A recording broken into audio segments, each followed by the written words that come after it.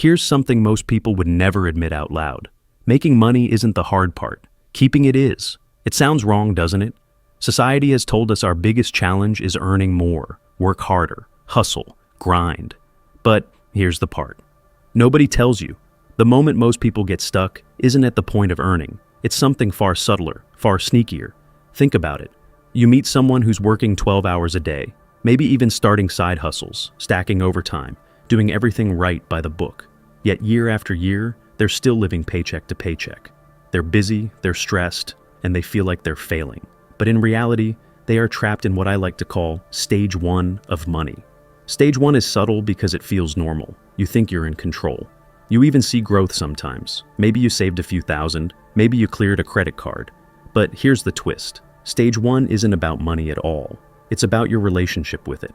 Most people never escape stage one because it's invisible. You don't need a financial advisor to tell you. You already feel the tension, that gnawing anxiety when bills pile up, the embarrassment when friends talk about investments, or that silent dread every time your bank account dips below a certain number. It's like a trap with velvet walls, comfortable, soft, but completely limiting. Here's where it gets weird. People think the answer is more income. If I just make more, I'll get out of this. And it works, temporarily. You see a little freedom. But freedom in stage one is an illusion, because every extra dollar just disappears into a leak you never noticed. And that's the kicker. It's not about how much you make. It's about how money flows through you, and most people are letting it slip away before it can work for them. Now, you might be asking, what does it even mean for money to work for you? Don't worry, I'm not going to explain it fully yet. If I did, there'd be no reason to keep watching. But here's a hint. Stage two, the place almost everyone dreams about, feels almost magical. You start to notice your money moving, multiplying, even making decisions without you. And then stage three. Well, stage three is a level that very few humans ever experience. It's not just wealth, it's freedom you didn't know existed. Power over your own life in ways money alone can't buy. Before we get there though, let's talk about why most people never leave stage one. The truth is brutal. Stage one feels safe. That paycheck coming in, that small savings, even the credit card juggling, it gives you a sense of control. But it's fake control. Imagine running on a treadmill. Your legs are moving, you're sweating. You feel like you're progressing, but in reality, you're not going anywhere. Stage one is a treadmill. You're burning energy, but the landscape around you, completely static. And here's the part that shocks most people. Escaping. Stage one isn't about luck, connections, or a sudden windfall. It's not about finding a secret stock or the next crypto explosion. It's about understanding how money itself behaves and how most of us are ignoring its rules. Think of money as a river, stage one. People are like swimmers trying to control the current with their hands. They paddle hard, splash, get tired, but the river is bigger than them. Stage two is learning to build a dam to guide the water. Stage three is letting the river work for you entirely, carrying you to places you never imagined. But before you can even start building that dam, you need to see the river clearly, and that's exactly where most people fail. They can see the money, they can see the paycheck, maybe even the investments, but they can't see the system that's running the show. And that blindness, that's what keeps them in stage one for years, sometimes decades. Here's a quick question for you. Imagine if the majority of people you know are stuck in stage one. They earn, they spend, they stress, they repeat.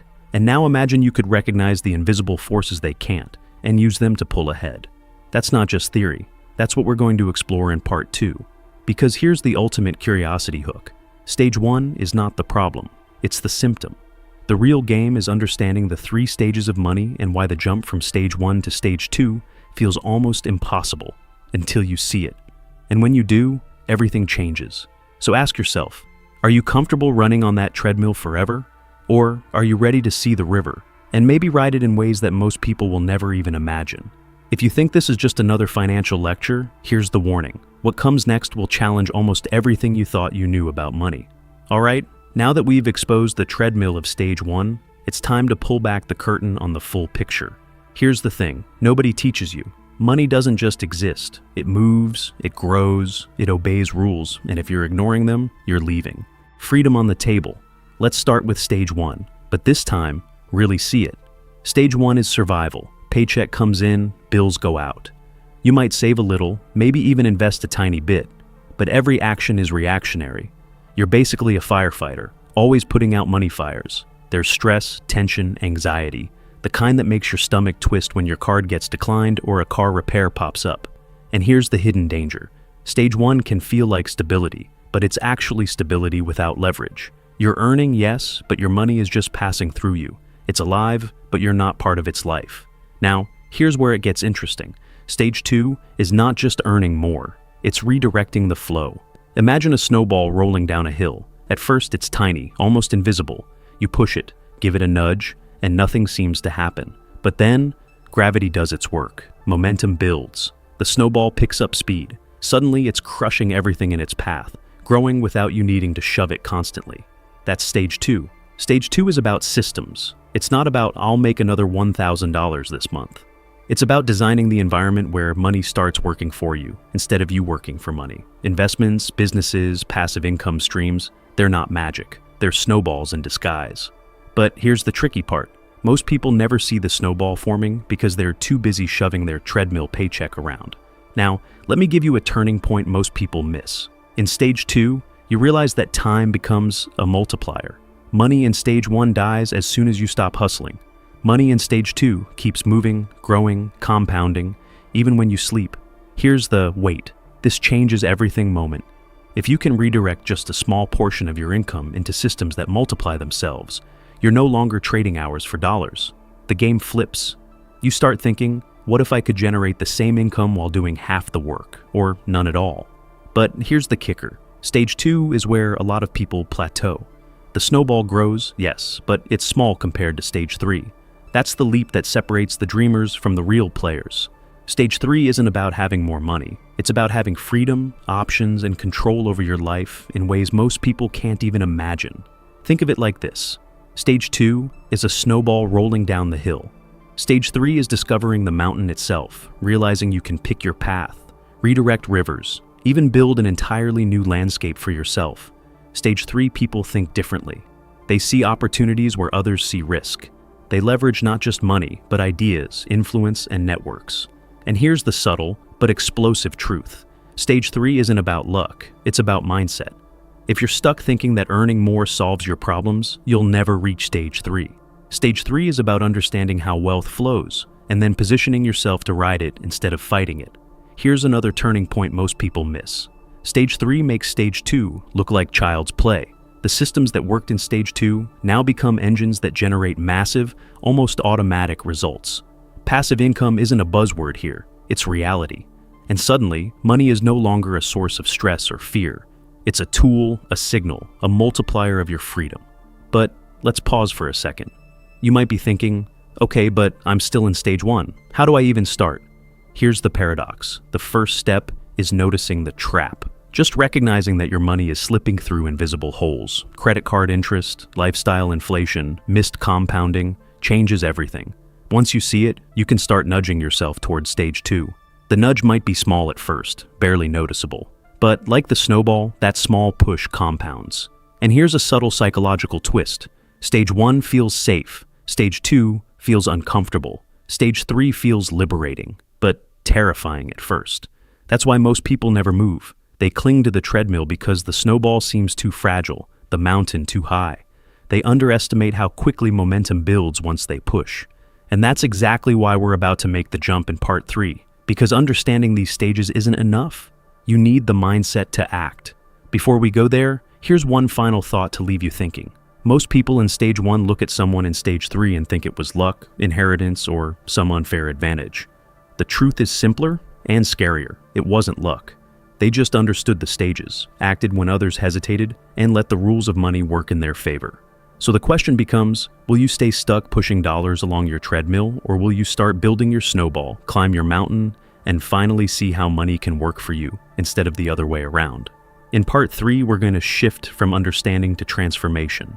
We'll tackle the fears that keep people stuck, show the benefits in vivid, real-life terms, and give you that final clarity where everything clicks. And trust me, once you see stage 3 clearly, you'll never think about money or your life the same way again. By now, you've seen the stages. Stage 1, the treadmill. Stage 2, the snowball. Stage 3, the mountain. You've felt the tension of being stuck, glimpsed the power of momentum, and maybe even imagined the freedom stage 3 could offer. But Here's the hard truth most people skip over. Understanding isn't enough. Seeing the path doesn't mean you'll walk it. The difference between stage 2 and stage 3 isn't strategy. It's mindset. Let's start with the fear. Most people hesitate because stage 3 looks dangerous. They imagine massive risks, overwhelming complexity, or the terror of losing everything. And here's the part nobody tells you. That fear is exactly what keeps stage 1 people trapped. Fear doesn't just paralyze, it shapes your money habits. It keeps you hoarding, overworking, overcomplicating, or worse, ignoring the rules of money entirely. But here's the twist. Stage 3 changes how you see risk. Suddenly, risk isn't something to fear, it's information. It's a signal. Stage 3 people don't blindly leap. They read the currents, they test, they iterate, and the irony, the more they understand, the less they need to risk. This is why stage 3 isn't about reckless wealth. It's about controlled, deliberate freedom. Now, let's talk benefits, the real, tangible kind. Stage 3 isn't just bigger numbers in your bank account. It's options, choices, time. Imagine waking up and deciding, I don't need to work today. I could focus on a project I love, or take a trip, or just sit in silence without worry. Most people live their lives trapped by money. Stage 3 flips the equation. Money works for you, not the other way around. And here's the thing that blows people's minds. Once you taste that freedom, your perspective shifts in ways that ripple through every decision, every relationship, every dream you ever had. Here's a subtle but profound shift in thinking. Stage 3 isn't about accumulation. It's about alignment. It's not just wealth, it's power over your time and choices. That's why people stuck in stage 1 look at stage 3 individuals and assume luck. They don't see the hundreds of small nudges, the systems built quietly, the snowballs guided carefully over years. And the most important realization, you can do the same. Not overnight, not magically, but deliberately. One decision at a time. At first, it doesn't look like much. You make small adjustments, reducing waste, investing smarter, automating savings. Stage 1. People dismiss these moves as trivial, but here's where everything changes. Compound these small moves over months, then years, and suddenly, you flip the switch from surviving to thriving. Your money begins to generate momentum, and the treadmill you were on starts to fade behind you. And now, the mindset secret that separates the winners from everyone else. Stage 3 requires comfort with discomfort. You have to tolerate uncertainty, embrace learning, and sometimes sit with decisions that feel risky. Most people flee the discomfort and retreat to stage 1's safe zone, but stage 3 people step into it. And here's the kicker. Discomfort is temporary, but the payoff, permanent. Let me give you a quick mental exercise. Picture a locked door in front of you. Behind it is the life you could have in stage 3. Freedom, security, options, even influence. The key? Small decisions that feel uncomfortable right now, but compound over time. The first key turn is noticing your money habits. The second is redirecting flows. The third is trusting the systems you've built. Each turn doesn't feel monumental, but together, they open that door. By now, you might be wondering, what about setbacks? What if I fail? Here's the truth nobody emphasizes enough. Failure is part of the game. Stage 3 isn't about perfection, it's about persistence, learning, and momentum. You'll stumble, you'll make mistakes, but if your systems are right and your mindset is stage 3 ready, those failures are temporary. They're lessons, not traps. And here's the emotional punch most people never get. Once you step fully into stage 3, you stop fearing money. You stop feeling powerless. You stop trading time for stress. You gain something far beyond dollars. It's peace of mind, it's autonomy, it's clarity. Stage 3 isn't just wealth. It's freedom framed in a language that money can buy, but control cannot be faked. Finally, here's the line I want you to remember. Most people think the first stage is normal. It isn't. It's a trap dressed as life. Stage 2 is growth, yes, but stage 3 is life as it was meant to be lived, deliberate, empowered, free. And the most exciting part? Once you see the mountain clearly, there's no going back. Your choices, your energy, your time, they all start moving in alignment with stage 3 principles. The treadmill feels suffocating. The snowball feels small. And suddenly, freedom doesn't just look like a dream, it looks like your life. So here's your challenge. Recognize where you are, accept the discomfort of change, and start nudging yourself toward momentum. Stage 1 is a trap. Stage 2 is your training ground. Stage 3 is your destination. And once you arrive, the world suddenly looks entirely different. Because in the end, money isn't just currency. Money is leverage. Money is freedom. And the truth that will stick with you forever, The stages aren't about dollars, they're about control. And control once claimed changes everything.